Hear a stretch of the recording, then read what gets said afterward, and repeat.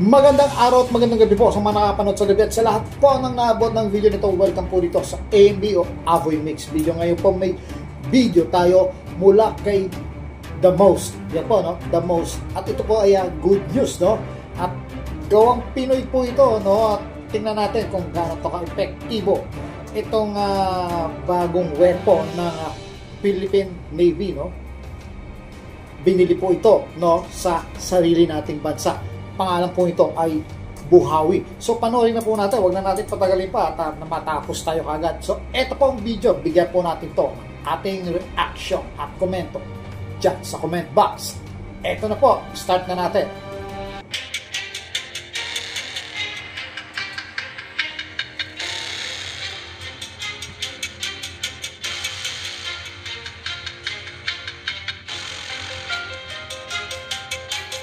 The Philippine Navy just made a major move. 10 units of the Filipino-made Buhawi remote weapon system are now on the way. But this isn't just about new hardware. It's about national pride, self-reliance, and cutting-edge technology developed by Filipinos for Filipinos. So yan po, kita nyo, gawang Pilipino para sa Pilipino. High-tech po ito ng weapon natin ngayon, ano, na ikakabit sa ating mga BRP. In today's episode, we dive deep into the Buhawi project, how it strengthens the Navy, and what it says about the future of Philippine defense manufacturing. Buhawi, short for Building Universal Mount for Heavy Barrel Automated Weapon Integration, is a homegrown, fully automated weapon platform that can be installed on naval vessels, armored vehicles, or fixed installations. It's designed to detect, track, and engage targets with minimal human input, all while the operator stays protected behind cover or even inside a control room. It combines surveillance, target recognition, AI-powered tracking, and automated firing systems to deliver high-hit accuracy in real-time combat environments. Recently, the Department of National Defense confirmed the acquisition of 10 Buhawi units for the Philippine Navy under the Self-Reliant Defense Posture Program. This move isn't just a one-off purchase. It's a signal that the Philippines is serious about reducing dependency on imported weapons by building and perfecting its own. Each Buhawi unit will be deployed to shore defense posts, naval vessels, and training units to test, refine, and operationalize their combat readiness. Buhawi is the result of a collaboration between the Department of Science and Technology, the Philippine Navy, and the Robotics Society of the Philippines. This cross-sector teamwork brought together military end users, scientists, and tech innovators to build something uniquely Filipino. The goal? Not just to produce a product, but to develop local expertise, stimulate technology transfer, and grow a sustainable domestic defense industry. Buhawi's system follows a sophisticated engagement sequence, surveillance, wide area monitoring through day-night camera systems, target detection, AI algorithms identify potential threats, identification and recognition, high-res sensors classify targets, tracking, motion prediction tracks targets in real time and engagement, remote operator authorized. So kaya naman pala ng mga Pilipino, no? At alam ko kaya pa ito pag-igtingin o i-develop pa, no, ng mas high-tech pa, no. Kulang talaga sa budget itong ating mga inventor, pero kung popondohan to, no, kagaya ng mga nawawalang billion-billion o million-million sa DPWH, kung tinondo na lang sana dito, baka mas high-tech pa rito yung magawa natin. Biruin mo, remote na lang siya, no? Hindi na kailangan tauhan pa yon. At accurate po siya based dito sa sinasabi dito. Accurate siya at mas makakatipid nga naman sa bala kung ganun ka-accurate. At may detection pa at surveillance, ano? Yung mahalaga dito yung detection. Yung detection ng kalaban, tapos kung naka-automatic siya, bigla na lang itong babaril sa iyo kasi na-detect ka niya. So, yun po ay napakahalaga po. So, tuloy natin. Remote operator authorizes fire, or in some cases, full auto mode kicks in. This entire process is optimized through AI, automation, and Industry 4.0 technologies such as additive manufacturing, 3D printing, and advanced robotics. It's fast, accurate, and reliable, even in the complex maritime or coastal defense environment. This matters for three critical reasons. First, it improves our naval capabilities at a time when our maritime sovereignty is under pressure. A Buhawi-equipped vessel can respond faster to threats while keeping its crew safe. Second, it reduces reliance on foreign suppliers. With Buhawi, we're no longer just buyers, we're builders.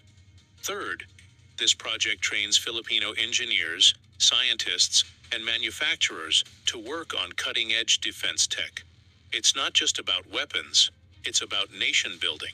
The expertise developed in Buhawi's design and manufacturing process will spill over into other areas like UAVs, armored vehicles, and even cybersecurity platforms.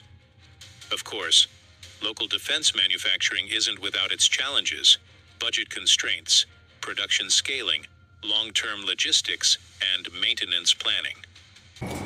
So, mukhang effective na siya, no? Kasi tested na, no? Kaya nga siguro Pilipino bibili sa kapwa Pilipino, no? At nakakatuwa po kung makapagbenta po tayo kasi kikita po ang mga Pilipino rito, no?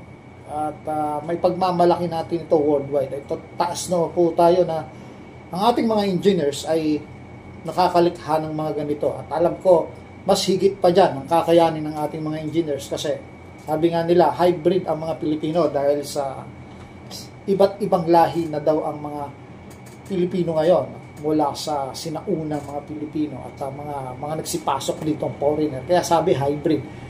At gano'n na lang tayo mag-isip at madali na maka-invento ng kagaya ng mga nakikita natin. Yan, ang kulang lang pondo, no? Yung pondo na nakokorap ng mga iilan na ganid at may pansariling kapakanan. So, okay ito, no? Magandang balita ito, no? Na kinuha ng The Most, no? At nilalahad ngayon internationally kasi sa YouTube ito eh. But each Buhawi unit produced represents a step toward independence, and with strong government backing through the SRDP program, this could mark the beginning of a true Filipino defense technology ecosystem. With 10 Buhawi units now officially ordered, the Philippine Navy is embracing not just new firepower, but a new mindset. This is a message to the world. The Philippines is ready to build its own defense future, powered by its own people, knowledge, and innovation. Buhawi is just the beginning. If you support Filipino-made defense tech and want to see more innovation like this, don't forget to like, subscribe for more updates on Philippine modernization. Thank you for watching. See you in the next video. So, hanggang dito na lang po at nagpaalam na si The Most, ano? At makikita naman natin dito na talagang effective ito kasi hindi lang po ito pwedeng ikabit sa barko, no? Kahit sa mga vehicle sa land, pwede ito, no? Hopefully, mayroong mga ganito yung aircraft din natin, no? At malagyan din para multi-lateral o use itong Buhawi na ito na magagamit na kahit saan, no? Mapa-land, air, at saka karagatan o sea, no?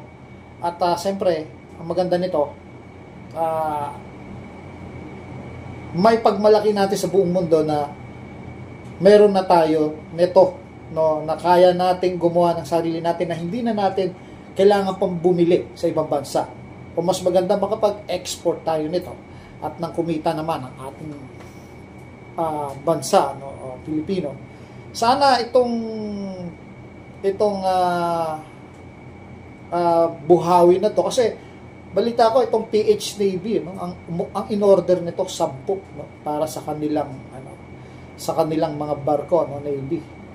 Mas maganda kung to no, government ang may-ari nito para unlimited na, no, unlimited na yung budget para dito. Pangalawa, hindi na bibili siyempre ang dahil gobyerno ito.